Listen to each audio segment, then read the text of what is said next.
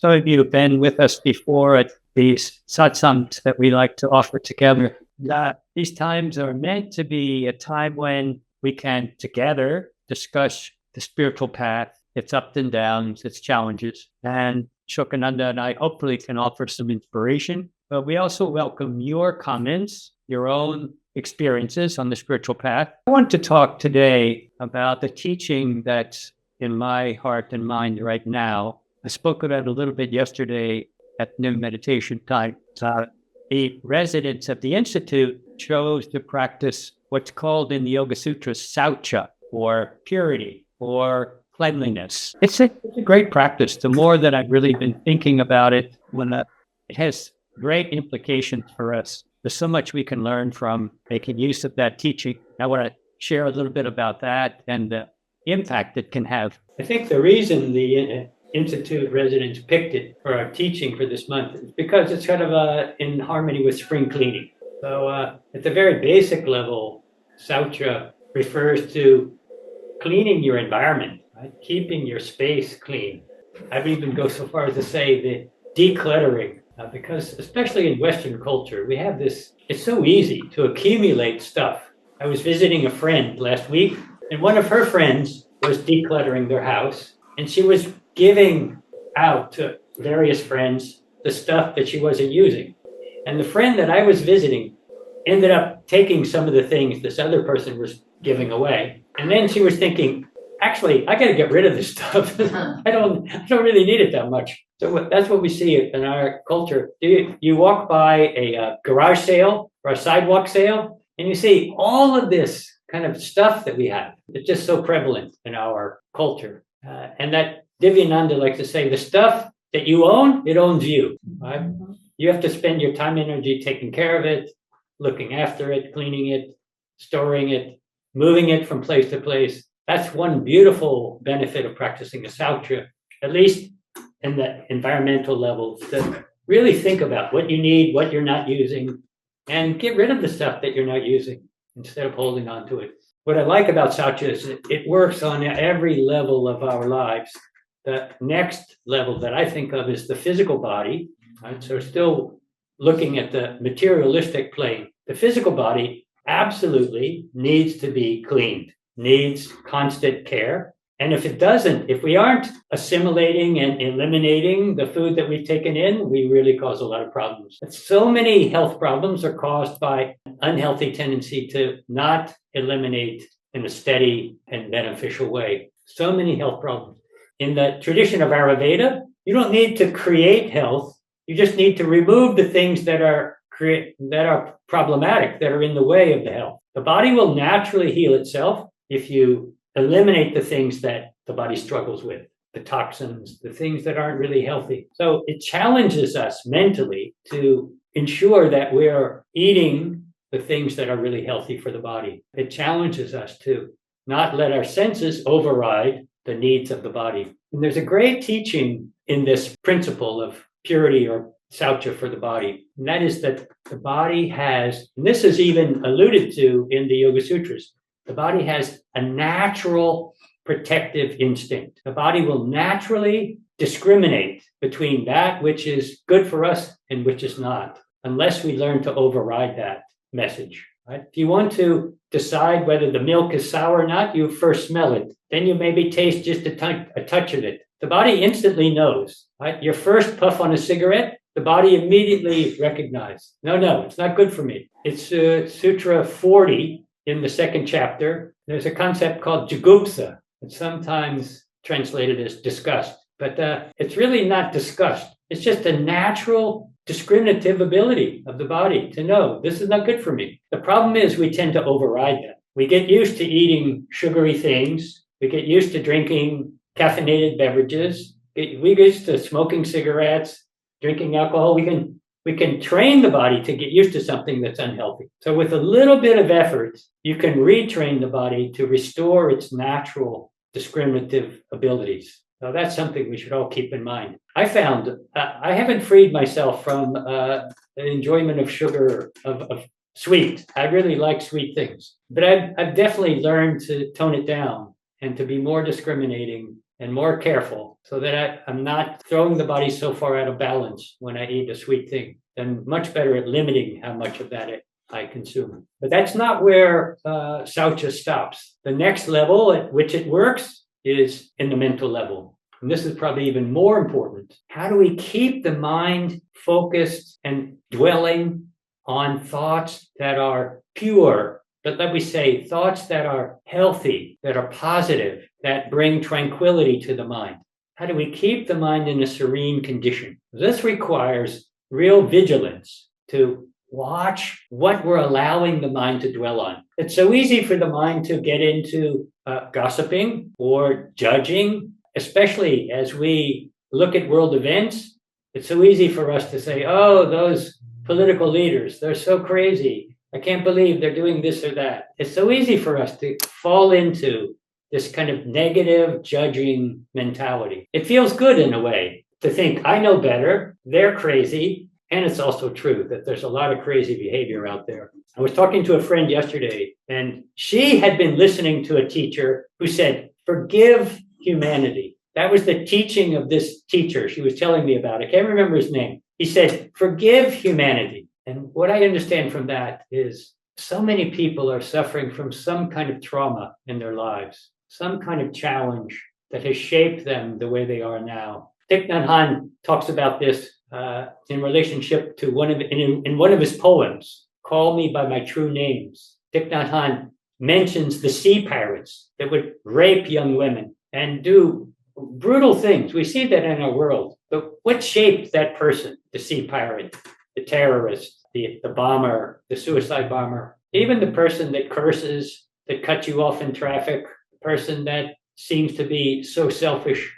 What shaped them? If we really could understand what's behind someone's poor behavior, we'd probably feel for them and wish for them to suffer less and for them to heal. Saucha at the mental level means that we're really mindful about how the mind can easily fall into dark, unhealthy thinking, negative thinking, judgmental thinking. And we're looking to help the mind, support ourselves, not to fall into that, to keep the mind as much as possible in a more tranquil place.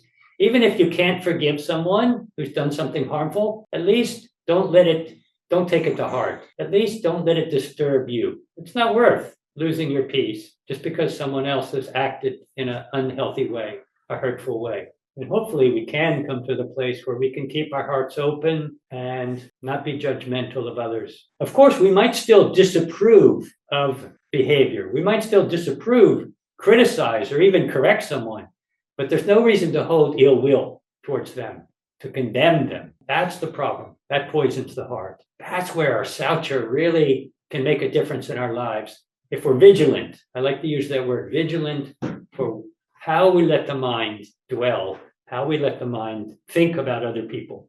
I'll say just a couple more things and then ask Asokananda to comment. When we do our best to keep the mind more serene, more positive, more healthy, that supports our meditation practice. Our meditation practice can go further if we're not having to overcome a lot of negative, dark energy in the mind already. And if we keep a consistent meditation practice and it gets a little deeper, then it makes saucha easier. And then we begin to really benefit, right? We really see the benefit. We begin to attune ourselves more and more to the spiritual presence within us. I gave some talks a few weeks ago. Actually, maybe it was almost a month ago. And I was reflecting on how we have this beautiful ability to tune into the universal consciousness and to be guided by this spiritual presence, which you could call the voice of Krishna from the Bhagavad Gita. It's a voice that's within us that will guide us if the mind is quiet enough, calm enough, receptive enough to allow ourselves to be guided. And I just want to give this one little anecdote that was an interesting example. It's easy for the rational mind to dismiss this as just a fluke. But here's what happened. Some of you may have heard this story if I told it before. A few weeks ago, maybe a month ago, right around the time I was giving this talk, I wanted to do something nice for a friend. I've been camping with this friend, and he shared a lot of his equipment with me, and he drove all the way to the campsite in the back. So I really wanted to do something nice for him. And I decided, he's an acupuncturist. I decided I'm going to buy some groceries and bring it to his office, because his office is near where I live, just as a nice gesture of gratitude. So the day I intended to do that, it didn't work out. I'll say, oh, I'll do it tomorrow. So the next day, I headed out to go to the grocery store and buy him I thought I'd buy him some chips and some salsa and some guacamole and maybe a chocolate bar, some fun foods like that. But as I'm going, it occurred to me, oh, today is the first day of the farmer's market. The farmer's market opens today. It's Thursday, and the farmer's market is very near where his office is. So I decided, why not? Why don't I go to the farmer's market instead of getting other stuff? I'll get him some nice fresh produce. So I bought him some lettuce, some strawberries, some kale, broccoli, and cauliflower. I bought him a bag of fresh vegetables. I got to the office, and he wasn't expecting me because I didn't have an appointment. But he greeted me, and I said, here, look, I bought you some vegetables just as a thank you. His mouth dropped open. His jaw dropped open. He said, wow, I can't believe it. I can't believe you're bringing this. He explained. His partner that he lives with sprained her ankle a few days before, and he's been taking care of his partner. And his partner usually takes care of her mother that lives in the home with them. So now he's been taking care of the partner and the mother since his partner can't do either. And that very morning, he told his partner, you know, I haven't had time to shop. We're out of vegetables. We got some beans and grains, but we have no vegetables left in the house. So here I am going to buy something, and somehow I get guided, I get directed, no, go to the farmer's market, bring in vegetables. And he's dumbfounded. So we both look at each other and think, I think there's something to that. I think if our minds are calm and clean enough, we do receive guidance. We do receive strength, wisdom. We get compelled to act in beneficial ways. We get used as an instrument sometimes.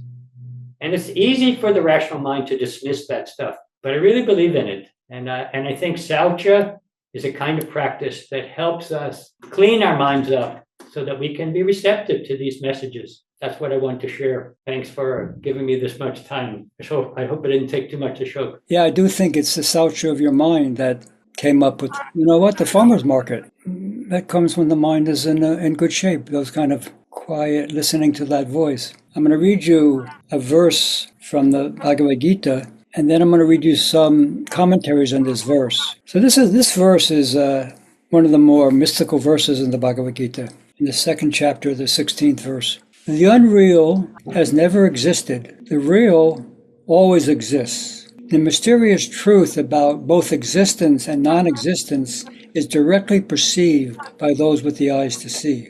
My guru, Swami Asokananda, he recommends that we conclude all our programs and meditations with a chant from the Isha Upanishads. Asato ma satgamaya, tamaso ma jyotirgamaya. So lead us from the unreal, the asat, to the real, the sat. It's a prayer for viveka, the capacity to discern the eternal reality that underlines the world of changing names and forms. Everything that we consider to be real, this world, ourselves, this Upanishad would include under the category of asat, unreal. You probably have heard the example that's often given in the yogic scriptures. In the twilight, a person sees a snake, like Indiana Jones. He's really afraid of snakes. So he just stands still. He doesn't want to be bitten.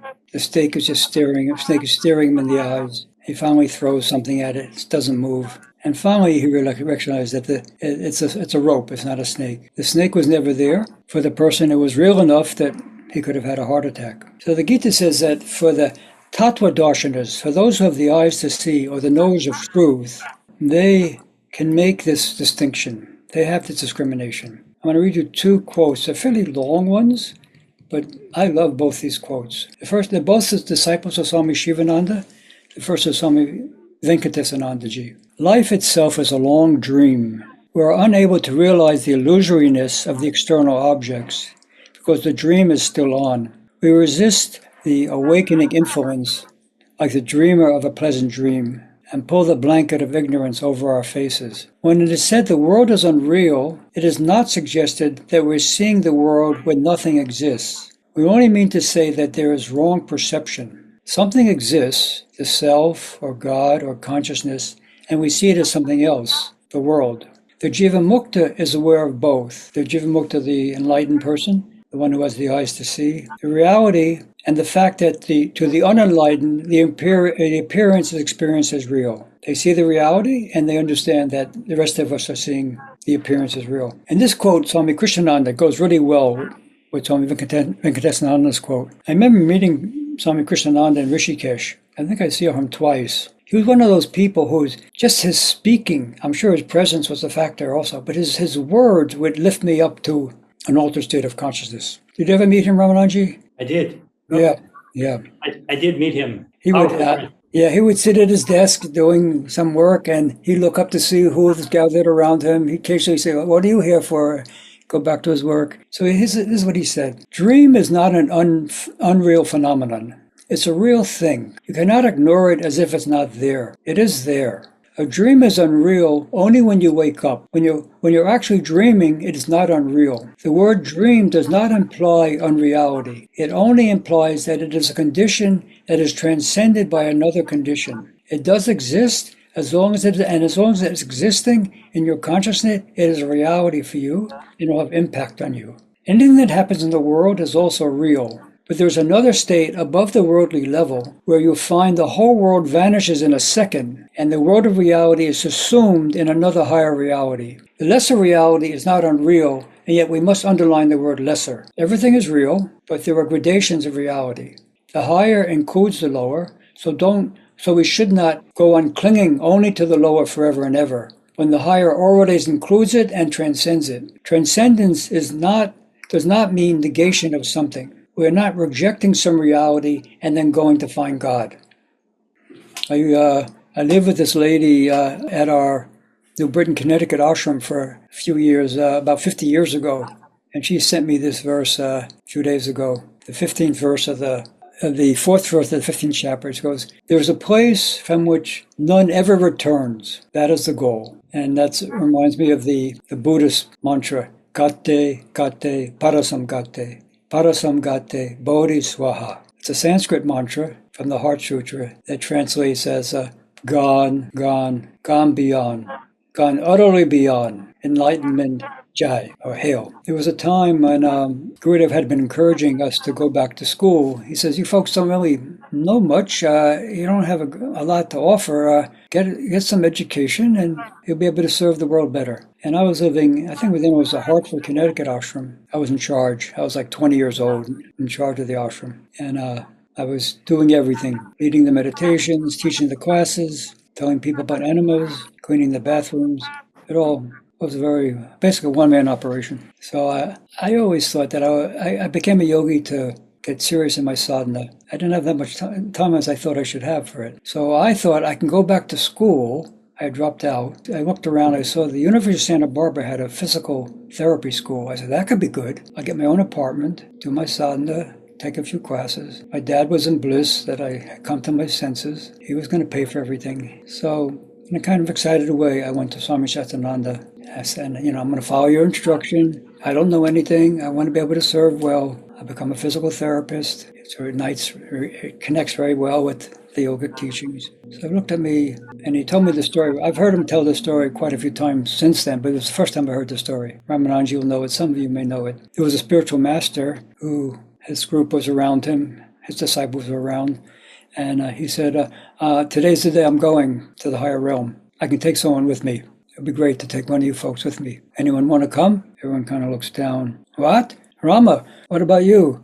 I'm just finishing off my commentary and translation of the Bhagavad Gita, sir. If I could just finish that, maybe after that I could come. Jayadev, let's go. Sir, I just need to wait till my daughter's married. I have to make sure she has a good, so she's settled, and then I can come. So nobody's going to come. And then, you know the story, Ramananji, I'm telling? You probably know it. Yeah, I think so. So there's a little voice in the back of the room. A little voice says something, and the man says, what's that? It turns out to be like this 11-year-old boy who washes their clothes of all the sadhus. He said, come here, say what you just said. So Gurudev's telling me the story, and first he says it in Tamil, which of course I don't know. Then he translated it. He says, if I go, I may go. And then he just stops as if he told me the punchline of a joke. So I'm waiting for him to continue. I don't understand. What does that mean? If I go, I may go.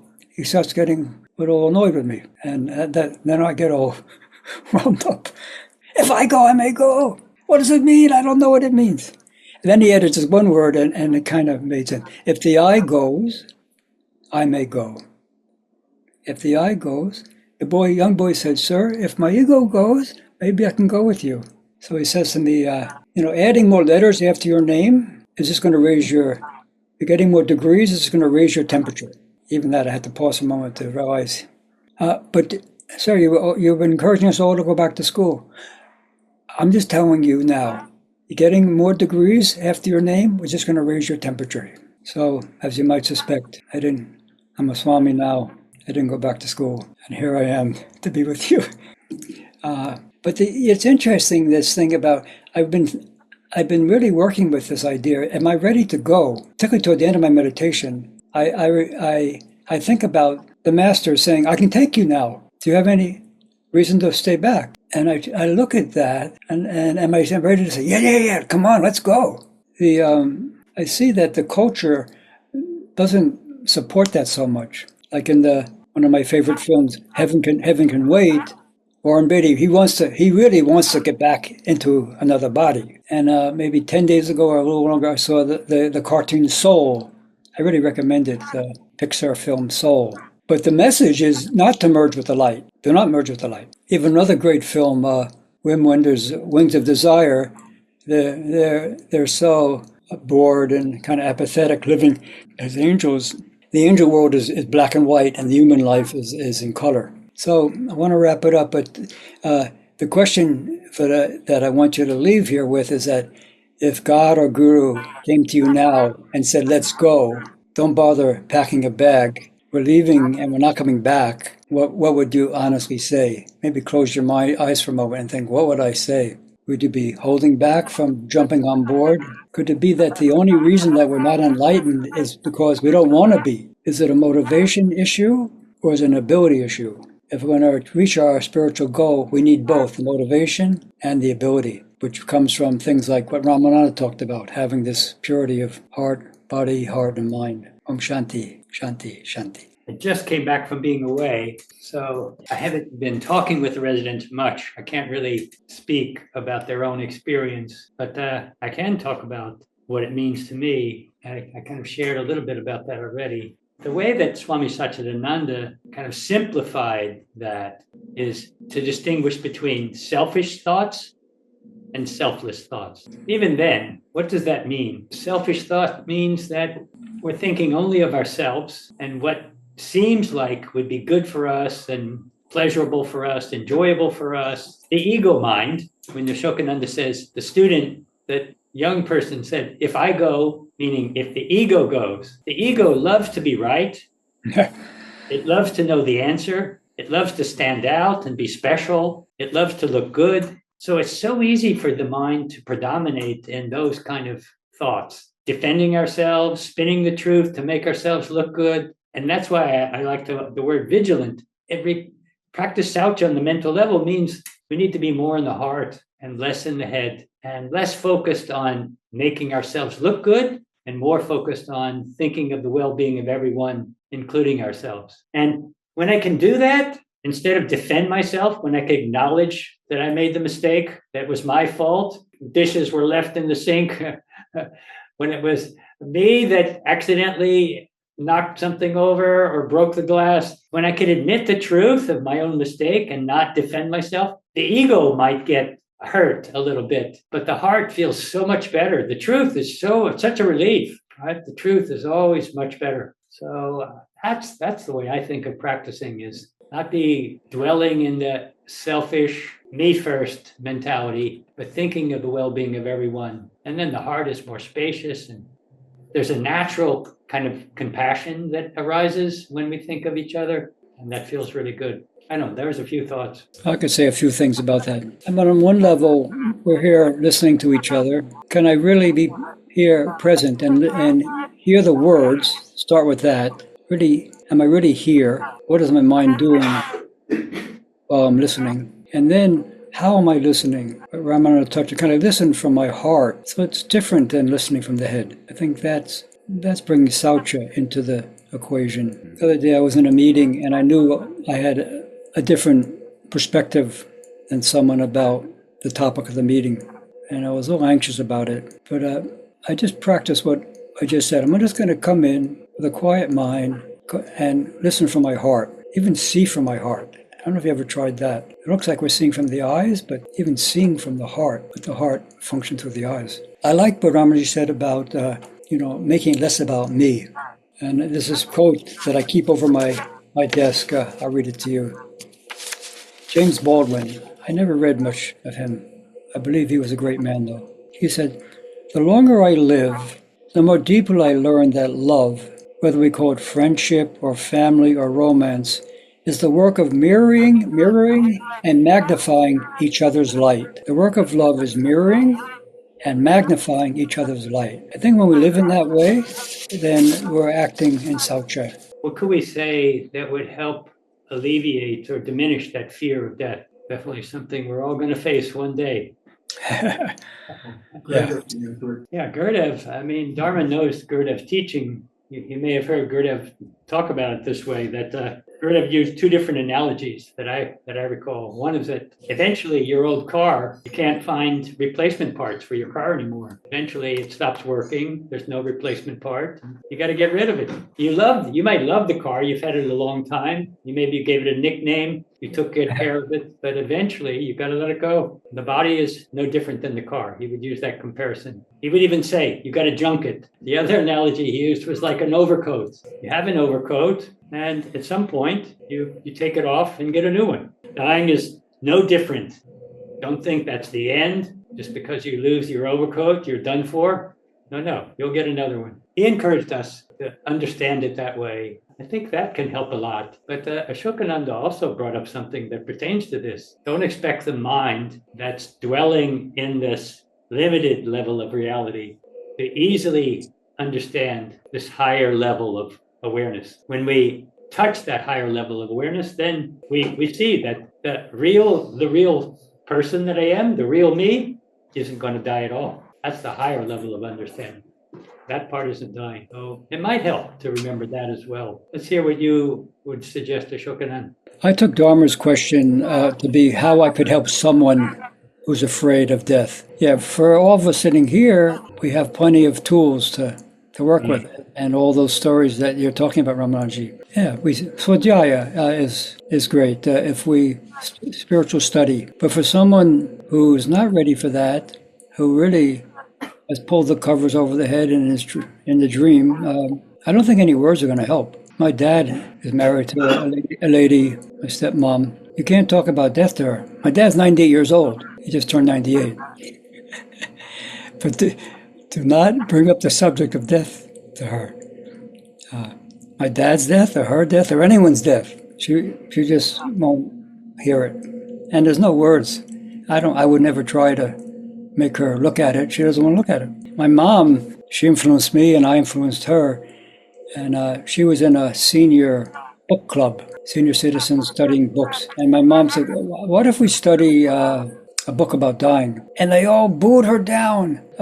Are you kidding? Why did we want to think about that? My mom, backed off. Even the great, I consider a great soul, the American Ram Dass, not the Indian saint, but the American Ram Dass, who I also feel as a saintly man. He had 2 strokes, but the first stroke he had, he really was shaking in his boots that he was going to die. And he was so disgusted with himself. He's going around the world lecturing about yoga and I'm not the body, I'm not the mind. And then during this moment, he saw something that he couldn't ignore, his tremendous fear of death. By the time he had his second stroke, he was very settled.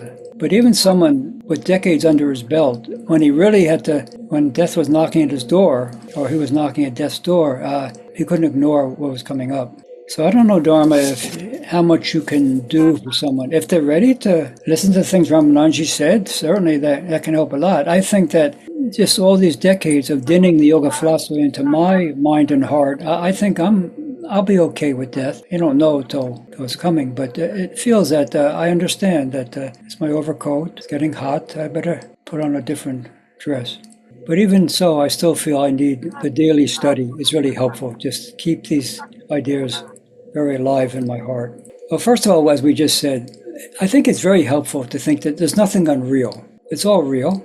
But there's another reality that assumes that, transcends it, and we don't need to hold on to this level of reality. But all of our conditioning, everything, every part of our being is still rooted in this level of the dream reality. Dream doesn't mean unreality. Remember, it's a lesser reality. So this movement toward this higher reality, yeah, like you say, you get tastes of it, maybe you get a glimpse of it, but the Zen Buddhists call it satori. You get a little taste of something. It's like a pond covered with moss, and you drop a stone in for a little while, the moss clears, and then the moss covers it again. Samadhi, or nirvana, is the moss is gone. The moss is gone, and that's our lifelong project.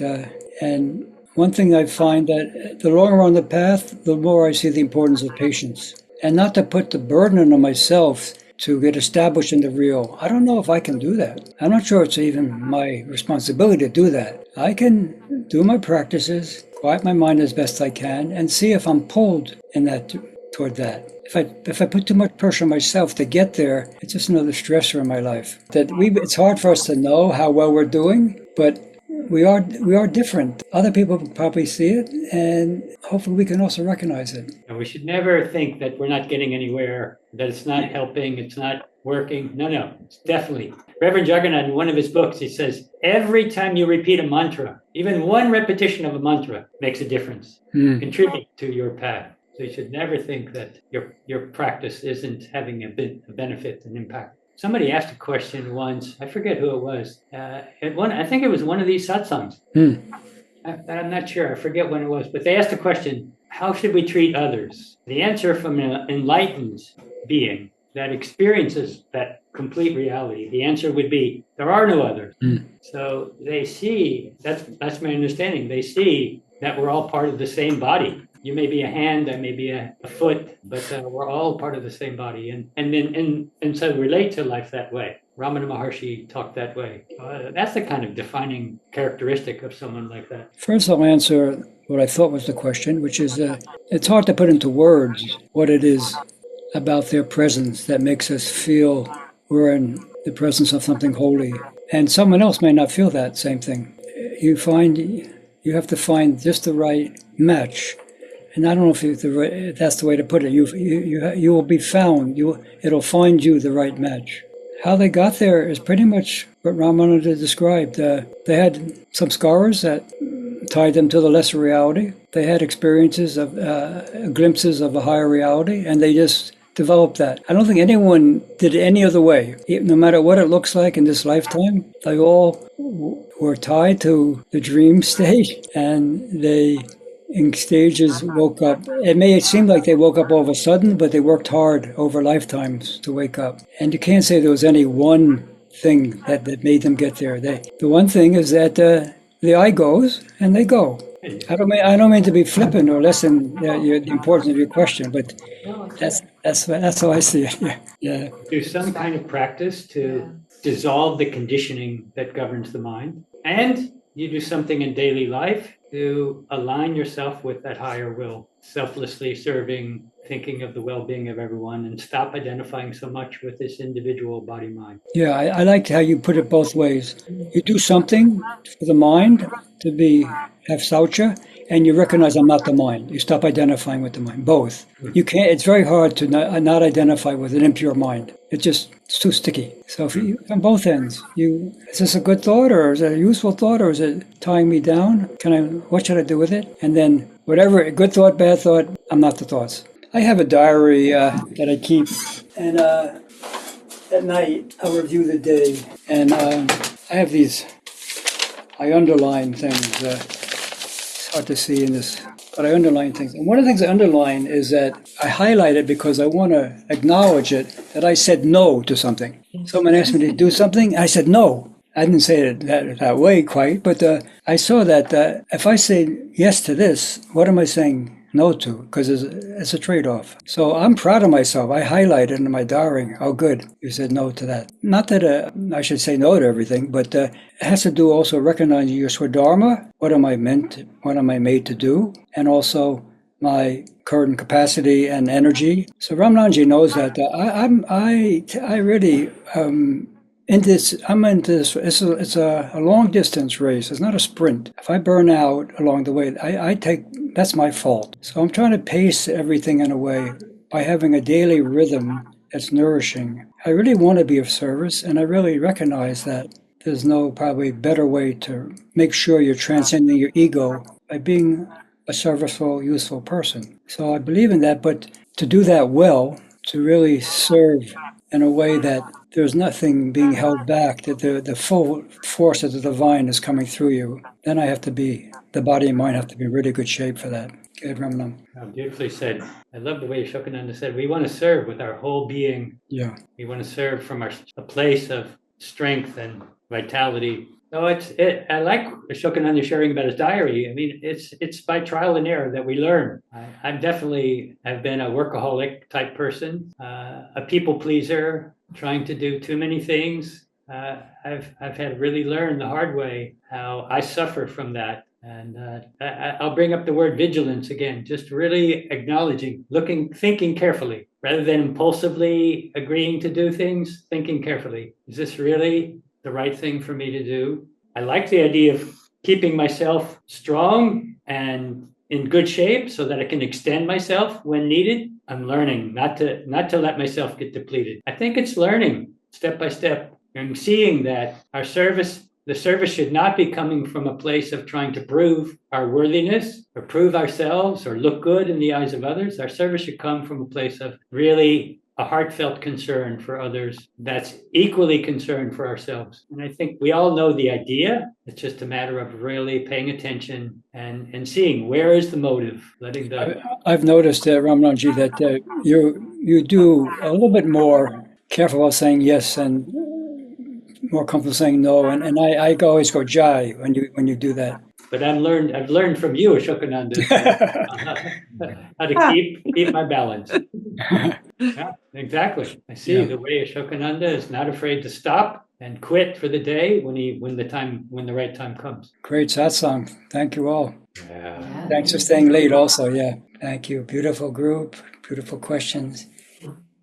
Om Shanti.